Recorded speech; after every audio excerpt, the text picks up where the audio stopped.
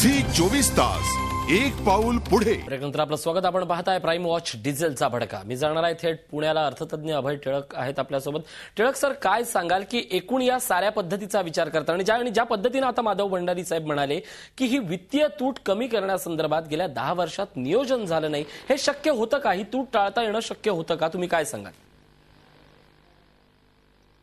पहिली पुन्हा एक गोष्ट आपण लक्षात घेतली पाहिजे की भंडारी साहेबांनी जो पर्याय सुचवलेला आहे की मूळ आपण जे आयात खनिज तेल करतो त्याचा तेल शुद्धीकरणाचा खर्च, त्याच्यावरती केंद्र सरकार किंवा राज्य सरकार आकारत असणारा कर, याच्यामुळे ग्राहकाला जी किंमत द्यावी लागते ती किंमत वाढते, हे मान्य आहे. प्रश्न एवढाच आहे, कर कमी केले तर डिझेल स्वस्त होईल कदाचित ग्राहकांच्या दृष्टीने, पण मूळ तुटीचा प्रश्न जो आहे तो पुन्हा आणखी दाहक बनेल. म्हणजे आपण ज्या कारणाकरता अनुदान कमी करतोय त्या कारणावरती आपण याने उत्तर शोधत नाही आहोत. मूळ प्रश्न हा तुटीचा आहे. गेल्या 5 वर्षामध्ये किंवा 2004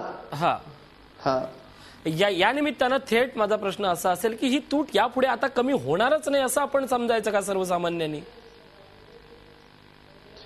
तूट कमी होण्यापेक्षा सुद्धा मी असं म्हणेन सामान्य माणसाच्या दृष्टीने की अनेक म्हणजे खूप दिवस किमती स्थिर ठेवायच्या कृत्रिमरित्या आणि एकदम 2 रुपयाने 5 रुपयाने किमती वाढवायच्या, याच्यापेक्षा सुद्धा आपल्याला सर्वसामान्य माणूस म्हणून एक लक्षात घ्या, मी सामान्य माणूसच आहे. आपल्याला सगळ्यांना महाग इंधनाची सवय ही करून घ्यावी लागणार आहे, त्याला पर्याय नाहीये. म्हणजे हळूहळू 50 पैसे 35 पैसे 1 रुपया 1.5 रुपये ह्या तऱ्हेने हळूहळू जर आपण किमती वाढवत राहिलो आणि जे वाढवणं अपरिहार्य ठरणार आहे तर ही आपल्याला भाववाढ ही हळूहळू अंगवळणी पाडून घ्यावी लागेल, कारण ह्याला कुठेही ताबडतोब शोधण्यासारखा उपाय नाही. नक्कीच. मी हाच मुद्दा घेऊन जातोय माधव भंडारी यांच्याकडे. भंडारी साहेब, खूप साधा सोपा सरळ माझा प्रश्न आहे, हे अर्थशास्त्र आपण आता समजून घेण्याची वेळ आहे की सरकारचं यामागचं अर्थशास्त्र ओळखून घेण्याची वेळ आहे? तुम्ही काय सांगाल? नाही, माझ्या दृष्टीने ही अर्थशास्त्र समजून घेण्याची सामान्य माणसाची जबाबदारी नाही. सर्वसामान्य नागरिकाला त्याचं दैनंदिन जीवन सुसह्य कसं होईल याची चिंता सरकारने करायची आहे. त्याच्या अर्थकारणाची चिंता सुद्धा सरकारने करायची आहे. आणि वित्तीय तूट भरून काढण्यासाठी केवळ कर लादत जाणं एवढं एकच मार्ग पुरेसा नाहीये. तो सगळ्यात शेवटचा मार्ग आहे. वित्तीय तूट भरून काढण्याचे अनेक मार्ग या सरकारकडे आहेत. सरकारचा अनुत्पादक खर्च कमी करणं, सरकारच्या अनुत्पादक कामांवरती जाणारा पैसा रोखणं आणि सगळ्यात महत्त्वाचा मुद्दा भ्रष्टाचारामध्ये गेलेला पैसा रोखणं, या गोष्टी जर या सरकारने केल्या असत्या तर या सरकारला वित्तीय तुटीचा प्रश्न इतका गंभीर झाला नसता. पण हे सरकार अनुत्पादक खर्च कुठेही कमी करत नाही. हे सरकार भंपक योजनांच्या नावावरती प्रचंड पैसा खर्च करतं. हे सरकार भ्रष्टाचाराला आळा घालत नाही.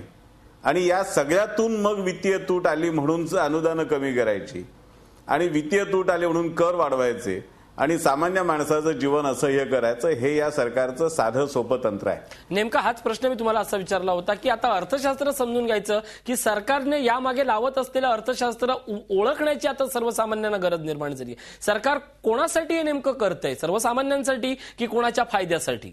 आता हाच प्रश्न महत्वाचा आहे की या सरकारचं नेमकं काम, आर्थिक सल्लागार, नियोजन मंडळाचे अहलुवालिया, ही जी सगळी मंडळी आहेत, या मंडळींना जर कोणी म्हटलं की बा पेट्रोल 100 रुपये झालंय तर त्यांना 100 रुपये कळत नाही.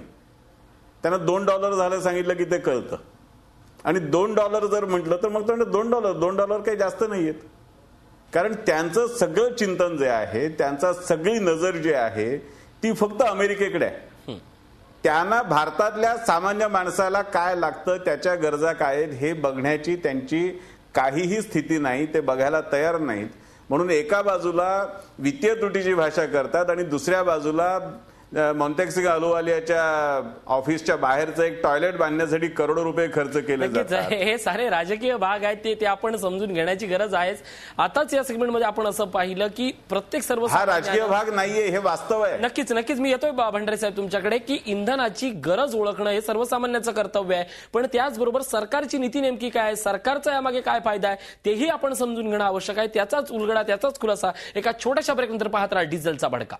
झी 24 तास, एक पाऊल पुढे.